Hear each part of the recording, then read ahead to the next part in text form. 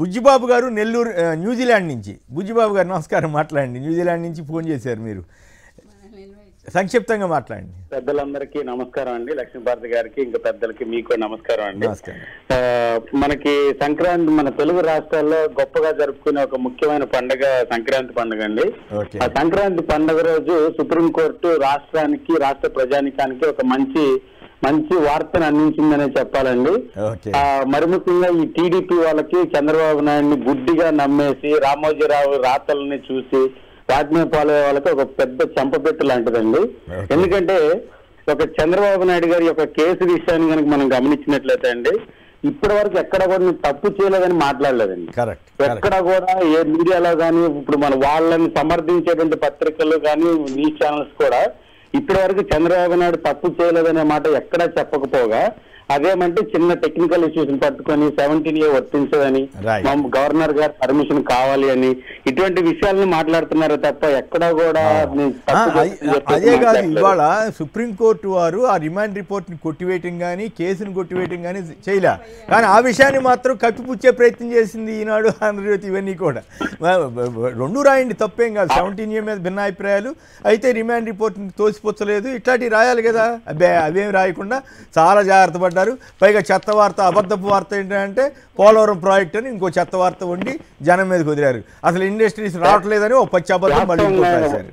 వాస్తవంగా శ్రీనివాస్ గారు ఇప్పుడు ఆ పోలవరం గురించి అన్నారు కదా, ఒక్క మాట చెప్తానండి సంక్షిప్తంగా. ఈ పోలవరం గురించి రాయపాటి సాంబశివరావు గారి కొడుకు మొన్న గత 4 రోజుల క్రితం మాట్లాడటం చూశానండి. పోలవరంలో ఎంత అవినీతి జరిగిందనేది, ఆ పోలవరాన్ని నిర్మించేటువంటి సంస్థల్లో ఒక సంస్థ అయినటువంటి రాయపాటి సాంబశివరావు దాని మీద ఇంతవరకు రియాక్షన్ కూడా లేదు చంద్రబాబు గారి దగ్గర నుంచి కానీ ఎవరి దగ్గర నుంచి కానీ కదా లక్ష్మీపార్వతి.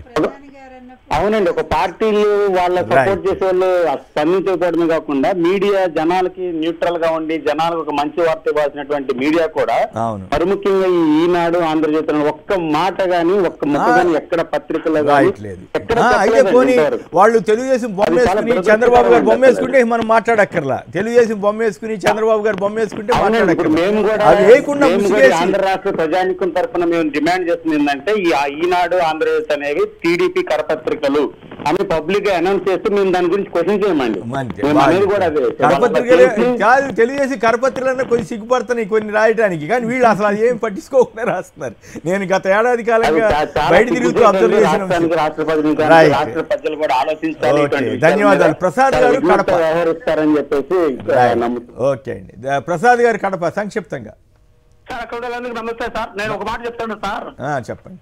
1989 మా సిద్ధోటంలో సభ జరిగింది సార్, పెద్ద సభ. డాక్టర్ రాజశేఖర్ పెట్టినాడు. అప్పుడు ఏం చెప్పినంటే ఇప్పుడు అందరూ మైసూర్ రెడ్డి, రాజగోపాల్ రెడ్డి వీళ్ళందరూ మా సిద్ధోటం సర్పంచ్ విమర్శించారు. ఆయన సిద్ధోటంలో పాపర పెద్ద రౌడీగా ఉన్నాడు కొంచెం.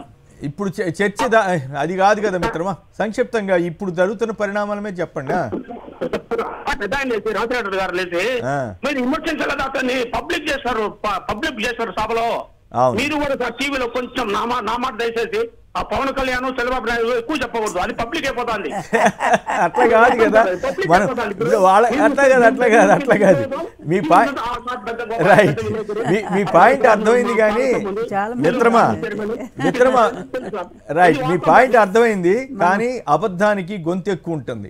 అందులోనూ వీళ్ళు కరపత్రికలుగా మార్చేసి, కరపత్రికలు అంటే ఘోరంగా మార్చి ఈనాడు ఇటువంటివన్నీ కూడా ఇగో ఇది వారానికో రోజు 2-3 రోజులకోసారి ఇట్లా రాస్తున్నప్పుడు మనం దాని మీద అయ్యా వాస్తవం ఇది, దీంట్లో నిజంగా ఉంటే ఓకే, నిజమైన రాశారని చెప్తానికి కూడా నాకు అభ్యంతరం లేదు. కానీ పచ్చి అబద్ధాలు రాస్తున్నటువంటి నేపథ్యంలో మనం చెప్పకపోతే అది జనానికి ఎంతో కొంత నమ్మే పరిస్థితి ఉంటుంది. కనీసం సాక్షి ప్రేక్షకులకైనా ఒక విశ్వాసం కలగాలి కదా, ఓహో మనాళ్ళు వీళ్ళు కరెక్ట్గానే చెప్తున్నారు అనేటువంటి నమ్మకం కలగాలి కదా. సో కాబట్టి ఇది తప్పదు. చంద్రబాబు గారి గురించి కానీ పవన్ కళ్యాణ్ గురించి కానీ మనం ఆ సందర్భాన్ని బట్టి మాట్లాడుతున్నాం. ఉదాహరణకి చంద్రబాబు గారి కేసులో 17A వర్తిస్తుందని ఒక జడ్జి గారు, వర్తిస్తుందని ఇంకో జడ్జి గారు చెప్పారు. అంతవరకు రాయండి, అభ్యంతరం లేదు. కానీ ఆ తర్వాత ఆ రిమాండ్ రిపోర్ట్ని వాళ్ళు అడిగిన అభ్యర్థనలు ఏవైతే ఉన్నాయో చివరికి సిద్ధార్థ లుద్రా గారు నిన్న కూడా గౌరవ న్యాయస్థానం వారు తీర్పిస్తున్నప్పుడు కూడా రిమాండ్ రిపోర్ట్ని కొట్టేయమని అడిగితే కూడా కొట్టేయలే. కానీ ఆ విషయాలు ఏమి రాయలేదనే సంగతి జనానికి చెప్పకపోతే మనం వాళ్ళకి ఆ డార్క్లో ఉండే అవకాశం ఉంది.